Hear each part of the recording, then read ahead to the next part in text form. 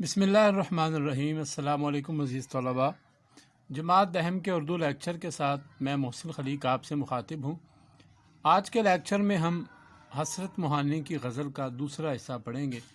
پچھلے لیکچر میں ہم نے شاعر کا تعارف اور غزل کے پہلے دو اشعار کی تشریح پڑھی تھی۔ پچھلے لیکچر میں نے آپ کو بتایا تھا کہ مولانا حسرت موہانی کی اس غزل میں جہاں ان کے سیاسی مسلک اور بر صغیر کے مسلمانوں کی آزادی کی جد و جہد کی طرف اشارہ ہے، وہیں حسرت موہانی کی شاعری میں عشق اور محبت کے لطیف جذبات بھی پائے جاتے ہیں۔ شاعری کے بارے میں کہا جاتا ہے کہ یہ رموز و علائم کی زبان ہے۔ اس میں شاعر علامات استعمال کرتے ہوئے کسی بڑی بات یا بڑے واقعے کی طرف اشارہ کرتا ہے۔ ابھی جیسے آپ کے سامنے غزل کا تیسرا اور آج کے لیکچر کا پہلا شعر، میں درماندہ اس بارگاہ عطا کا، میں درماندہ اس بارگاہ عطا کا، گنہگار ہوں ایک خطا ہو گئی۔ درماندہ ٹھکرایا ہوا، بارگاہ عطا اللہ تعالیٰ کی بارگاہ جس سے ہر کسی کو عطا کیا جاتا ہے، وہاں سے ٹھکرایا ہوا، گنہگار ہوں ایک خطا ہو گئی ہے۔ شاعر کہتا ہے کہ میں گنہگار ہوں، مجھ سے ایک خطا ہوئی ہے اور میں اس بارگاہ کا ٹھکرایا ہوا ہوں جو سب کو عطا کرتی۔ اب اس شعر میں شاعر نے ایک تاریخی بات کی طرف اشارہ کیا۔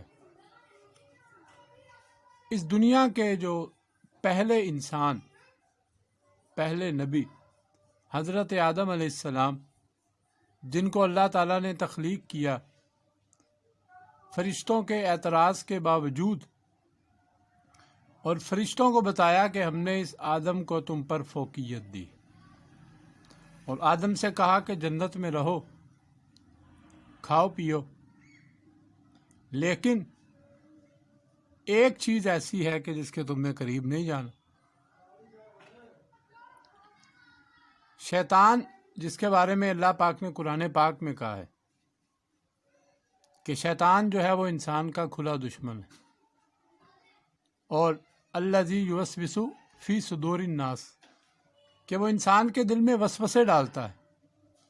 تو شیطان نے حضرت آدم علیہ السلام کے دل میں یہ وسوسہ ڈالا کہ جس چیز سے تمہیں روکا گیا ہے وہ کھانے کے بعد تم امر ہو جاؤ گے، تم ہمیشہ اس خلد میں رہو گے اور کبھی بھی نہیں نکالے جاؤ۔ آدم علیہ السلام اس کے بہکاوے میں آ گئے۔ حضرت انسان تھے، انسان کی سرشت میں ہے کہ وہ شیطان کے بہکاوے میں آتا ہے اور غلطی کرتا ہے۔ تو آدم علیہ السلام نے شیطان کے بہکاوے میں آ کر غلطی کی، اور اس کا نتیجہ کیا ہوا کہ خلد سے نکالے گئے۔ اللہ پاک نے اپنی بارگاہ عطا سے نکال دیے اور کہا کہ زمین میں اتر جاؤ، اور اب تم میں سے جو میری ہدایت کی پیروی کرے گا تو اس کو دوبارہ یہ جنت ملے گا۔ تو تب انسان کا اس دنیا میں بسیرا ہوا۔ شاعر نے اس بات کی طرف اشارہ کیا ہے کہ انسان کی خمیر میں، انسان کی سرشت میں اللہ تعالیٰ نے غلطی کا مادہ رکھا ہے، لیکن غلطی کر لینا یہ انسان کی فطرت ہے، اور اس کے بعد اس پر معافی مانگنا یہ بہت ضروری ہے۔ جیسے حضرت آدم علیہ السلام کو اللہ تعالیٰ نے دعا سکھلائی تھی، فَتَلَقَّىٰ آدَمُ مِن رَبِّهِ كَلِمَاتٍ فَتَابَ عَلَيْهِ۔ قرآن پاک میں اللہ تعالیٰ نے کہا کہ ہم نے آدم علیہ السلام کو کلمات سکھائے کہ وہ توبہ کریں، انہوں نے توبہ کی۔ تو اس شعر میں شاعر کا اسی بات کی طرف اشارہ ہے کہ بحیثیت انسان غلطی ہو جانا یہ بڑی بات نہیں ہے، غیر فطری چیز نہیں ہے، یہ انسان کی جبلت میں ہے۔ لیکن اس سے بڑھ کر یہ ہے کہ اگر انسان سے غلطی ہو جائے تو اسے یہ تسلیم کر لینا چاہیے اللہ تعالیٰ کے حضور، اور گڑ گڑا کر معافی مانگنی چاہیے، اور اپنی خطاؤں سے برات کا اظہار کرنا چاہیے۔ غالب کا میں نے ایک ساتھ شعر لکھا ہے نکلنا خلد سے آدم کا سنتے آئے ہیں، لیکن یہ ایک تاریخی بات ہے، بہت بے آبرو ہو کر تیرے کوچے سے ہم نکلے۔ انسان کو اللہ تعالیٰ کی بارگاہ سے نکالا گیا، اور اس کے ساتھ انسان کو یہ حکم بھی دیا گیا کہ وہ اپنی خطاؤں کی، اپنی غلطیوں کی معافی مانگ سکتا ہے۔ تو ہر انسان کو اپنی غلطی کی، اپنی خطا کی معافی مانگنی چاہیے، کیونکہ اللہ تعالیٰ کہتے ہیں کہ میری جو رحمت ہے وہ میرے غضب پر سبقت رکھتی۔ دوسرا شعر دیکھیے، تیرے رتبہ دانے محبت کی حالت، تیرے رتبہ دانے محبت کی حالت، تیرے شوق میں کیا سے کیا ہو گئی۔ محبت کے اثرات، رتبہ دانے محبت کا مطلب ہے کہ محبت کے رتبے کو، محبت کے مقام کو صحیح طور پر سمجھنے والا۔ محبت کیا چیز ہے؟ محبت بھی ایک فطری چیز ہے۔ انسان کے دل میں کسی دوسرے شخص کے لیے اچھے جذبات کا پیدا ہو جانا، ایسے جذبات کا پیدا ہو جانا جو اس کے دل میں اس طرح کے کسی اور شخص کے لیے پیدا نہیں ہوتا۔ محبت جو ہے، اس کا تعلق خالصتاً جذبات کے ساتھ ہے۔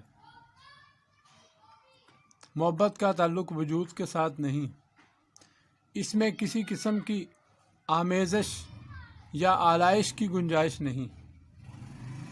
محبت میں پاکیزگی ہوتی۔ گنہگار تھے، باصفا ہو گئے ہم۔ گنہگار لوگ بھی باصفا ہو جاتے ہیں، پاک باز ہو جاتے ہیں۔ تیرے عشق میں کیا سے کیا ہو گئے۔ عشق جو ہے، محبت جو ہے، یہ انسان کی شخصیت کو ہی بدل دیتا ہے۔ یہاں پر شاعر اپنی اسی متغیر حالت کی طرف توجہ دلا رہا ہے کہ تیری محبت کے رتبے کو سمجھنے والے کی حالت دیکھ، جو تیرے شوق میں کیا سے کیا ہوگا۔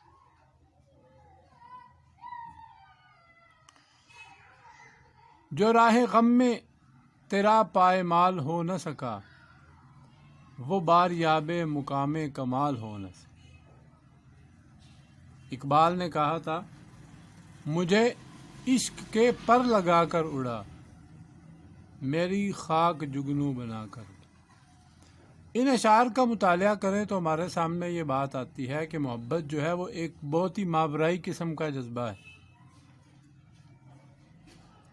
اور محبت کا تعلق پاکیزگی کے ساتھ ہے۔ تو جو محبت انسان کو پاکیزہ کر دے، انسان کو اعلیٰ و عرفہ کر دے، وہی اصل محبت ہوتی ہے، اور اسی محبت کی طرف شاعر نے اشارہ کیا۔ تیرے رتبہ دانے محبت کی حالت، تیرے شوق میں کیا سے کیا ہو گئی۔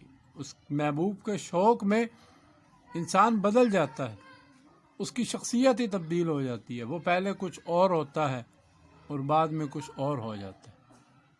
غم کی آنچ جو ہے اس کے دل کو بدل دیتی ہے۔ جو عشق کی کیفیات جب اس پر طاری ہوتی ہیں تو اس کی زندگی کا رخ اور اس کی زندگی کا دھارا ہی بدل جاتا ہے۔ بعض لوگ جنہوں نے عشق حقیقی میں بڑا کمال حاصل کیا ہے، وہ عشق مجازی کے دروازے سے ہی گزر کے آتے ہیں، اور یہ ان کے عشق کی، ان کی محبت کی پاکیزگی اور خلوص ہوتا ہے کہ وہ سیڑھیاں چڑھتے چڑھتے عشق مجازی سے عشق حقیقی کے مقام تک جا پہنچتے۔ تو مولانا حسرت موانی کی شاعری میں یہ معاملہ بندی اور عشق و محبت کے جو پاکیزہ جذبات ہیں، حسرت خود کہتے ہیں طرز مومن میں، مرحبا حسرت تیری رنگین نگاریاں نہ گئی۔ رنگین نگاری، جب آپ کسی بھی شعر کی تشریح کرتے ہیں تو آپ اس شاعر کی شاعری کی صفات بھی گنوا سکتے ہیں کہ اس شاعر کی شاعری میں کون کون سی باتیں ایسی ہیں جو دوسرے شعراء سے مختلف ہیں، یا اس کی انفرادیت کیا ہے۔ آخری شعر جسے ہم مقطع بھی کہیں گے، یہاں پر ایک اور چیز قابل وضاحت ہے، میں نے سائٹ پر لکھا بھی ہے، مطلع، مقطع اور تخلص۔ مطلع غزل کا وہ شعر ہوتا ہے جو ایک تو پہلا ہو اور اس کے دونوں مصروں میں ردیف اور قافیہ پایا جائے۔ آپ نوٹ کریں کہ پہلے شعر کے علاوہ جو باقی اشعار ہیں ان کے پہلے مصرے میں ردیف قافیہ نہیں ہے، دوسرے مصرے میں ہے۔ غزل کے پہلے شعر کے دونوں مصروں میں ردیف قافیہ ہوتا ہے اور اس پہلے شعر کو کیا کہتے ہیں؟ مطلع کہتے ہیں۔ اب آ جائیں مقطع کی طرف۔ آخری شعر آپ دیکھیں، پہنچ جائیں گے انتہا کو بھی حسرت، جب اس راہ کی ابتدا ہو گئی ہے۔ حسرت معنی کا تخلص ہے، تو غزل کے آخری شعر میں جہاں شاعر اپنا تخلص استعمال کرتا ہے اسے مقطع کہا جاتا ہے۔ تخلص وہ مختصر نام ہے جو شاعر شاعری میں استعمال کرتا ہے، جیسے علامہ محمد اقبال کا تخلص اقبال، میر تقی میر کا میر، اسد اللہ خان غالب کا غالب، حسرت معنی کا حسرت۔ اب آتے ہیں شعر کی طرف۔ شاعر کہتا ہے پہنچ جائیں گے انتہا کو بھی حسرت، جب اس راہ کی ابتدا ہو گئی ہے۔ جب انسان کسی کام کی ابتدا کر لیتا ہے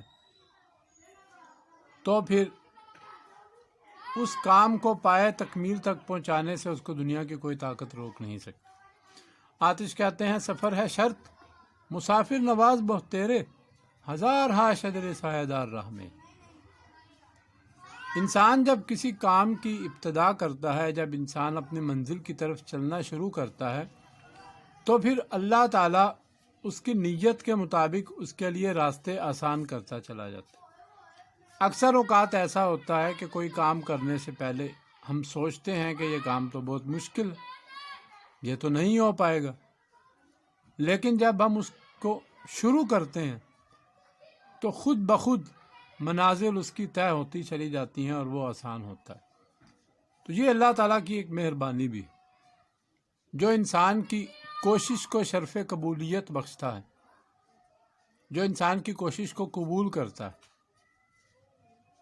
اے جذبہ دل اگر میں چاہوں ہر چیز مقابل آ جائے، منزل کی طرف 2 گام چلوں اور سامنے منزل آ جائے۔ منزل کی طرف چلنا، راستے کو اختیار کرنا، یہ بہت ضروری ہے، کیونکہ اللہ تعالیٰ نے قرآن پاک میں کہا ہے کہ لیس للانسان الا ما سعی، انسان کو میں وہی کچھ دیتا ہوں جس کے لیے وہ کوشش کرتا ہے۔ تو کوشش کی اہمیت بہت زیادہ ہے۔ اگر آپ کہیں کہ آپ کسی کام کی کوشش نہ کریں اور خود بخود وہ کام ہو جائے تو یہ ناممکن بات ہے۔